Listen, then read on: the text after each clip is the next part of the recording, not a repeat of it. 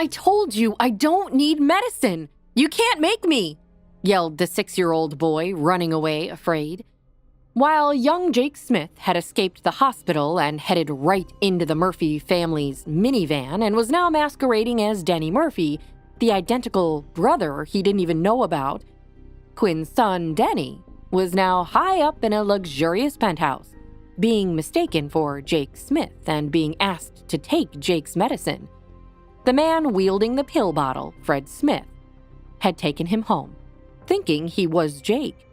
And while Denny had fun with it for a while, taking limos to a fancy penthouse and eating dinner made by a professional chef, now Denny felt like he was in over his head, especially since Fred was now trying to make him take medicine. "Jake," began Jake's father, Fred Smith, "we've talked about this. The medicine will calm you down and help you go to sleep a little bit easier." "I don't need it. There's nothing wrong with me. You even told the mean lady the same thing before you sent her away." "That mean lady," answered Fred, "is your mother. I'm sorry you heard our argument. That's not fair to you. But this medicine was prescribed for you by a doctor." "My mother's a doctor," said Denny, telling the absolute truth about the life of Denny Murphy. "What? Your mother isn't a doctor, and she isn't here. I'm here. And I want you to feel better, so just take the medicine, okay?"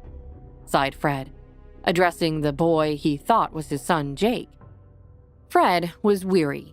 Why did parenthood have to be so difficult? Fred loved his son, but these kinds of refusals sure got tiresome. "Fine, I will," said Denny, sick of arguing too. He realized that he could either just take the medicine or be forced to, and he didn't want to be forced. He walked back to the bed and accepted the medicine. The pill scraped his throat as it went down, but he held his little dog finger puppet in his hand and drifted off to a contented sleep within minutes. On the other side of town, Jake Smith continued his escapades as Denny Murphy. He had the time of his life eating chicken nuggets for the first time, even if he was confused about this other family having such a small house and no resident chef. Didn't everyone have their own chef? He really liked Chef Julian. He liked going into the kitchen and hearing the old man hum to himself as he sharpened his knives, cut vegetables as fast as the wind, and flipped his pots and pans around in a flash. There was always something to see in Chef Julian's kitchen. Nora Simpson, the Murphys' nanny, didn't seem to know any kitchen tricks. She had simply removed a bag of chicken nuggets from the freezer and toasted them in a small toaster oven. Jake couldn't believe how peculiar this was. "Nanny," said Jake, "aren't you going to chop anything really fast with your kitchen knives or do any cool tricks with your frying pan?" Sammy Murphy, Denny's sister, laughed at this. "Isn't there anything for me to stir or taste?" Jake continued with disappointment. Began Nora, thrown by the boy calling her Nanny instead of Nora. "No, I'm not going to flip frying pans around. That's not safe. I could drop them and hurt somebody or break the pan. Just eat your dinner, mister. You know we have an important day tomorrow. We're going to see about finding you and your sister a nice new school." "I liked our old school," said Sammy sadly. "I miss my friends. I miss the parks. I miss the red telephone boxes."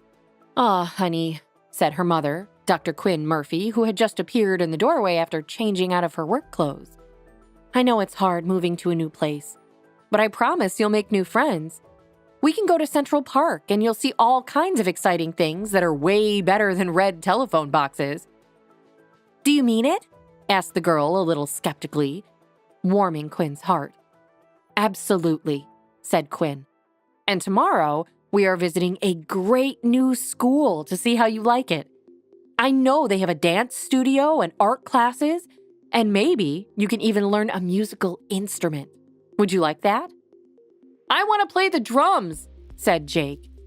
"Too loud, sweetie. I think the neighbors would prefer it if you chose a different instrument. I know I certainly would. So, no drums, no trumpet, no bagpipes. "Aw," said Jake. Quinn started to tickle the boy, and he laughed. Soon, she was in a tickle fight with both children. "You're the best mom I ever had," said Jake as the laughter died down. "Why, thank you, honey. I love you too," Quinn replied, her heart swelling with love for her children. But momentarily thinking again about the boy at the hospital, Jake Smith, and the possibility of him somehow being her long-lost firstborn triplet. What would Denny and Sammy say if they knew they had a brother? Quinn forced her mind back to more important matters. "Right. It's bath time, you two. You're first up, Denny," she said. The children grumbled but made their way upstairs as Nora cleaned up after dinner. Quinn started the water running and helped the children pick out clean pajamas. Jake liked Denny's pajamas better than his own. Back home, Jake's pajamas were matching sets and shiny material with cursive letters embroidered on them in gold. They were boring. These pajamas were blue, had footies and a big long zipper, and had pictures of dinosaurs all over them. Jake decided that whenever he got home, he would ask his dad for some pajamas with dinosaurs on them. They looked so comfortable. Jake couldn't wait to wear them. "You know the drill, sonny boy," said Quinn, turning off the bath water. "Clothes off and get in the tub. I'll be right back with your towel. I need to check that your sister is getting ready to jump in." "Okay, Mom," Jake said, thinking about how comfortable it felt to call Quinn that. As Quinn left the room to make sure that Sammy was getting ready for the bath she'd be taking right after her brother, Quinn smiled at Jake and shut the door as he took his shirt off. Had Quinn stayed in the bathroom for just 5 seconds longer, she would have noticed the birthmark on Jake's lower back and known immediately that he was not Denny. Jake slipped into the warm water, wondering how much longer he could keep up this charade. Hi, Quinn here, and if you're wondering what happens next, click on the link in the description to listen to the full audio series. You can also watch the next episode here in the playlist.